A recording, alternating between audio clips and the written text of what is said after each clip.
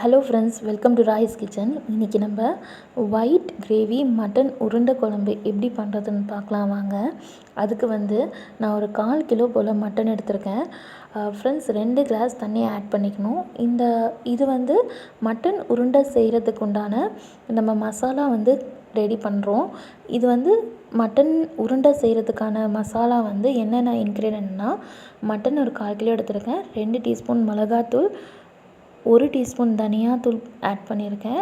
ஒரு 1/4 டீஸ்பூன் மஞ்சத்தூள், ஒரு 1/4 டீஸ்பூன் சீரக சோம்புத்தூள். அதுக்கப்புறமா ஒரு 1 டீஸ்பூன் அளவுக்கு இஞ்சி பூண்டு பேஸ்ட்டு, 1 டீஸ்பூன் அளவுக்கு எண்ணெய், இந்த டிஷ்ஷுக்கு தேவையான அளவு உப்பு.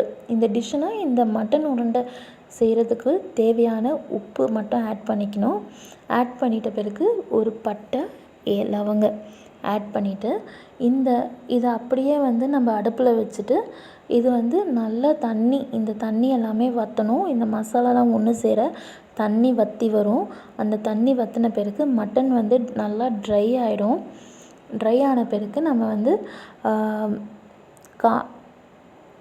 அந்த சூடு தணிகிற வரைக்கும் தணிஞ்சிட்ட பிறகு நம்ம மிக்சியில் கிரைண்ட் பண்ணிக்கலாம். ஃப்ரெண்ட்ஸ், இந்த மட்டன் ஒயிட் கிரேவி உருண்டை குழம்பு ஒயிட் கிரேவி ஒரு டிஃப்ரெண்ட்டான ஃப்ளேவராக இருக்கும். ரெகுலராக சாப்பிட்ற மாதிரி இருக்காது. ஒரு ஹோட்டலில் போய் நம்ம ஆர்டர் பண்ணி சாப்பிட்டா எப்படி இருக்குமோ அந்த மாதிரி சூப்பராக இருக்கும். நான் வீடியோக்காக சொல்லலை, உண்மையிலேயே நீங்கள் ட்ரை பண்ணி பார்த்து எனக்கு கமெண்ட் பண்ணுங்கள். எப்போவுமே சாப்பிட்றத விட ஒரு டிஃப்ரெண்ட்டான ஃப்ளேவரில் இருக்கும். இப்போ தண்ணி வற்றி நான் அந்த மட்டன் நல்லா ட்ரை ஆகிடுச்சு. இதை மிக்சியில் போட்டு நான் கிரைண்ட் பண்ணிட்டேன். கிரைண்ட் பண்ண பிறகு இப்போ ஒரு 3 டேபிள் ஸ்பூன் அளவுக்கு நான் கடலைப்பருப்பு எடுத்து வறுத்து அதை கிரைண்ட் பண்ணி பவுட்ரு பண்ணி வச்சுக்கிட்டேன். இந்த பவுட்ரை இப்போ மிக்சியில் கறி அரைச்சோம் இல்லையா, அதில் ஆட் பண்ணிக்கணும். ஆட் பண்ணி திரும்ப ஒரு 3 நிமிஷம் பல்ஸ் மோடில் நீங்கள் திருப்பி விட்டிங்கன்னா அது நல்லா ஆட் ஆகிடும். ஆட் ஆன பிறகு நம்ம திரும்ப கையில் எடுத்து நல்லா அதை பிசைஞ்சு கொடுத்தோன்னா ஒரு சூப்பரான ஒரு மாவு ரெடி ஆகிடும் மட்டன் உருண்டைக்கு. இப்போ அந்த கறி, அப்புறம் அந்த மசாலா, அதுக்கப்புறம் கடலைப்பருப்பு பவுடர் எல்லாமே சேர்த்து நம்ம ஒரு மட்டன் உருண்டை செய்கிறதுக்கான ஒரு டவ் ரெடி பண்ணிட்டோம். இப்போ அதை என்ன பண்ணணும், உருண்டை மாதிரி பண்ணி வச்சுட்டு எந்த ஷேப்பில் வேணாலும் பண்ணலாம். நீங்கள் உருண்டை ஷேப்பில் பண்ணால் தான் இந்த கிரேவிக்கு சூப்பராக இருக்கும். நீட்டாக கூட பண்ணலாம். நான் உருண்டையாக பண்ணியிருக்கேன்.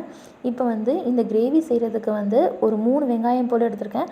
அதில் 3 வெங்காயம், 2 பச்சை மிளகா, அப்புறம் முந்திரி பருப்பு. பச்சை மிளகா இந்த டிஷ்ஷுக்கு ரொம்ப இம்பார்ட்டன்ட். முந்திரி ரொம்ப இம்பார்ட்டன்ட். காரத்துக்கு ஏற்ற அளவுக்கு பச்சை மிளகா நீங்கள் ஆட் பண்ணி அரைச்சிக்கலாம். இப்போ நான் ஒரு வெங்காயத்தை அரிஞ்சு வச்சுருக்கேன் வதக்கிறதுக்காக. அது எண்ணெய் ஆட் பண்ணி பட்டை, லவங்கு போட்டுட்டு அந்த வதக்கிறதுக்காக அரிஞ்சு வச்சுருந்த ஒரு வெங்காயத்தை வதக்கிட்டு, அப்புறம் 1 டேபிள் ஸ்பூன் இஞ்சி பூண்டு பேஸ்ட் ஆட் பண்ணிவிட்டு நம்ம அரைச்சி வச்சுருக்கோம் இல்லையா, வெங்காயம், பச்சை மிளகாய், முந்திரி, இதை நம்ம ஆட் பண்ணிக்கணும். இப்போ ஒரு பக்கம் மட்டன் உருண்டை ரெடி ஆகிட்டுருக்கு. அது எண்ணெயில் சிம்மில் வச்சு ஃப்ரை பண்ணிகிட்ருக்கேன். அது ஃப்ரை ஆன பிறகு நம்ம இந்த கிரேவி கூட ஆட் பண்ணிட வேண்டியதான். இப்போ அரைச்சி வச்ச விழுதை நான் பேஸ்ட்டை ஆட் பண்ணிக்கிட்டேன். வெங்காயம், இஞ்சி பூண்டு பேஸ்ட்டு ஃப்ரை ஆன பிறகு அதுக்கப்புறம் தான் வெங்காயம், பச்சை மிளகாய், முந்திரி பருப்பு நம்ம அரைச்சி வச்சுருக்கோம் இல்லையா, இதை ஆட் பண்ணணும். இப்போ அது ஒரு பக்கம் சிம்மில் வச்சு கொஞ்சம் வதக்கிட்டு இருங்க. இப்போ மட்டன் உருண்டை ரெடி ஆகிடுச்சு. ஒரு 5 நிமிஷம் போல் அந்த நம்ம விழுது எண்ணெயில் கொஞ்சம் வதக்கணும்.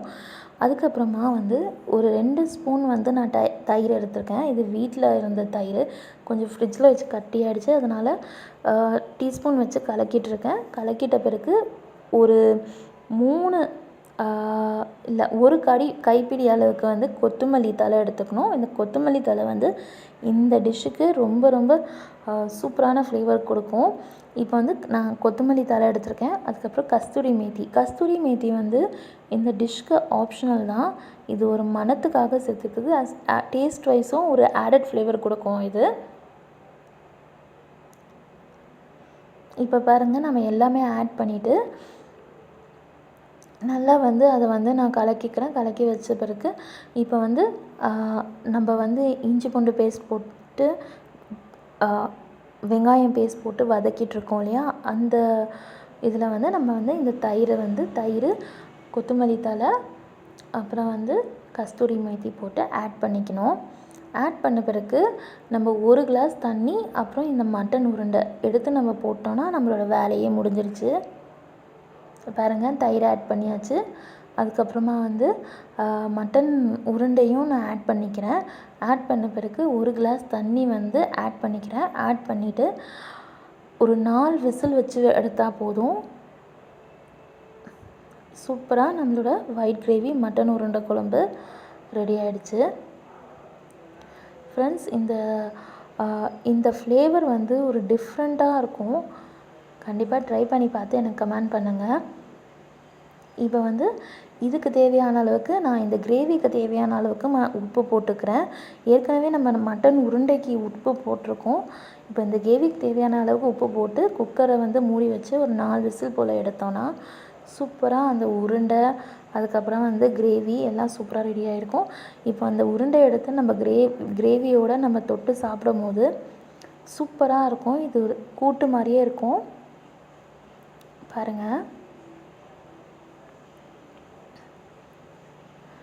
ஃப்ரெண்ட்ஸ், இந்த டிஷ் வந்து சிம்பிள் தான். வீட்டில் இருக்க இன்க்ரீடியன்ட் வச்சு நம்ம சமைச்சிடலாம், டிஃப்ரெண்ட்டாக சமைக்கலாம். ஃப்ரெண்ட்ஸ், இந்த வீடியோ பிடிச்சிருந்தா ஒரு லைக் கொடுங்க, சப்ஸ்கிரைப் பண்ணுங்கள், ஷேர் பண்ணுங்கள்.